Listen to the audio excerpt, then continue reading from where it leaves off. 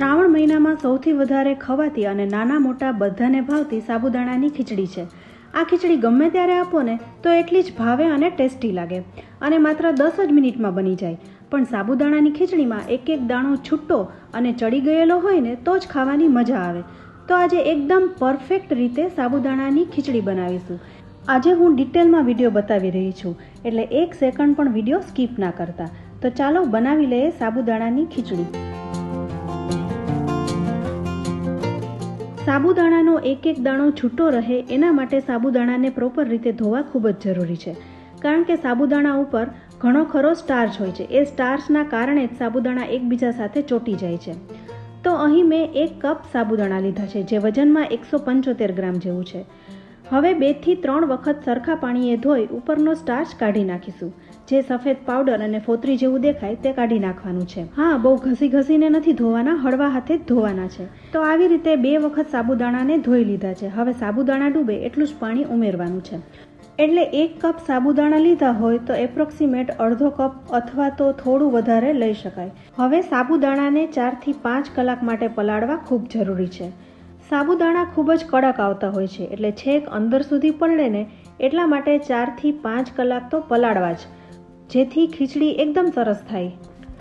હવે 4 થી 5 કલાક પછી સાબુદાણા એકદમ સારી રીતના પલળી ગયા છે. માપે પાણી ઉમેર્યું છે એટલે દાણો અંદર સુધી પલળી ગયો છે અને નીચે પાણી પણ નથી રહ્યું. એકદમ કોરા અને છૂટા છે. તો હવે સૌથી પહેલાં એક પેનમાં અડધો કપ જેવા શિંગદાણાને શેકી લઈએ. ખીચડીમાં શિંગદાણા ઉમેરવાથી ખૂબ જ ટેસ્ટી લાગે છે. તો મીડિયમ ટુ લો ફ્લેમ ઉપર ધીરે ધીરે 3 થી 4 મિનિટમાં શિંગદાણા શેકાઈ ગયા છે.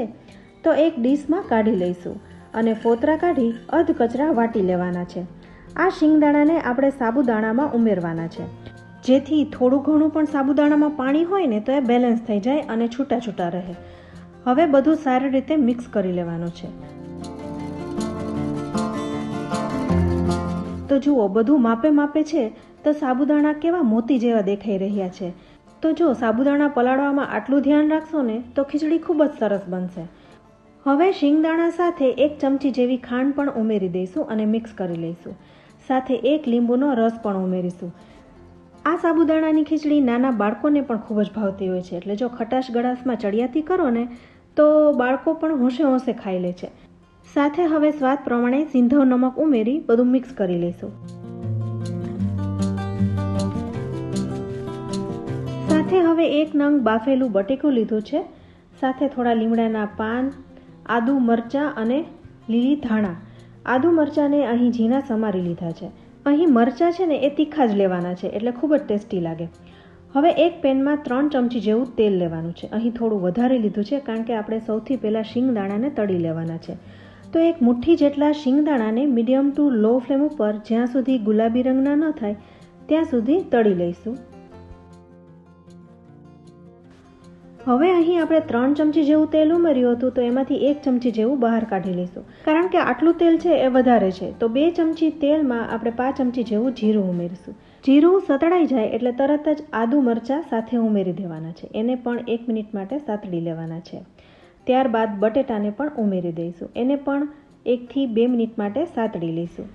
અહીં મેં બાફેલું બટેકું જ લીધું છે, પરંતુ તમારે કાચું લેવું હોય તો પણ લઈ શકાય. તો 3 થી 4 મિનિટમાં બટેટું સારી રીતના ચડી જાય છે.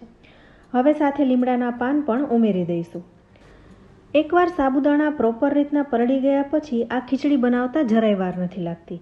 માત્ર 10 જ મિનિટમાં આ ખીચડી બનીને તૈયાર થઈ જાય છે. પણ સાબુદાણાને પ્રોપર રીતના ચડાવવા ખૂબ જ જરૂરી છે.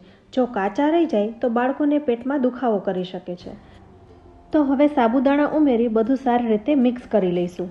અહીં તમને એવું લાગે કે મીઠું ઓછું છે અથવા તો ગળાશ ઓછી છે તો તમે તમારા ટેસ્ટ મુજબ ઉમેરી શકો છો. હવે સાબુદાણાને પ્રોપર રીતના કૂક કરવા ખૂબ જ જરૂરી છે.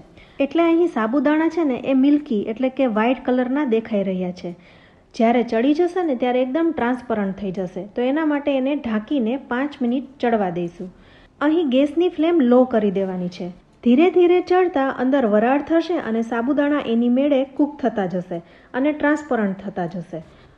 તો હવે 3 થી 4 મિનિટ પછી આપણે એકવાર ઢાંકણ ખોલી સાબુદાણાને ફરી પાછું મિક્સ કરી લઈશું. હવે તમે અહીં જોઈ શકો છો થોડા ઘણા સાબુદાણા એકદમ ટ્રાન્સપરન્ટ થઈ ગયા છે અને થોડા ઘણા વ્હાઇટ દેખાઈ રહ્યા છે. તો હજુ ફરી 3 થી 4 મિનિટ માટે લો ફ્લેમ ઉપર ઢાંકી કૂક કરી લઈશું, એટલે સાબુદાણા એકદમ સરસ રીતના ચડી જાય. તો હવે 3 થી 4 મિનિટ પછી ફરી ખોલીને જોઈશું તો સાબુદાણા કૂક થઈ ગયા છે. અહીં મને થોડું મીઠું ઓછું લાગી રહ્યું હતું એટલે હું ફરી ઉમેરી રહી છું.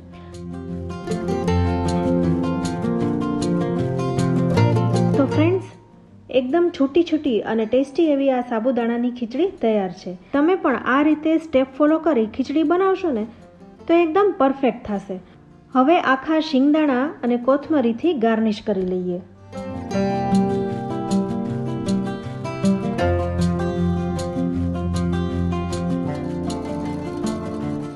તો ફ્રેન્ડ્સ, તમને આજની આ રેસીપી કેવી લાગી? રેસીપી સારી લાગે ને તો વિડીયોને લાઇક અને શેર જરૂરથી કરજો. સાથે અમારી ચેનલ કિચન સિરીઝને પણ સબસ્ક્રાઈબ કરી લેજો. અમારા ફેસબુક પેજને પણ લાઇક કરજો.